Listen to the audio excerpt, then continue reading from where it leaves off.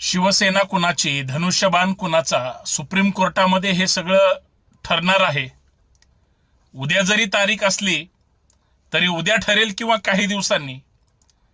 पण महानगरपालिकेमध्ये निवडून आलेले नगरसेवक, आमदार, खासदार यांना सुद्धा ज्यावेळेस माननीय सर्वोच्च न्यायालय ज्यांची शिवसेना होती, ज्यांचा धनुष्यबाण होता, त्यांना जर ते सगळं वापस केलं तर मग यांना दुसऱ्या पक्षात गेल्याशिवाय पर्याय नाही हे कायदा सांगतो. परंतु आज मितीला जर महापौर मुंबईचा करायचं ठरवलं आणि एकनाथ शिंदे साहेबांनी जर कदाचित भाजपला सोडचिठ्ठी देऊन ठाकरेंना बाहेरून पाठिंबा दिला तर मात्र भाजप वेगळा सूड उगवू शकतं का?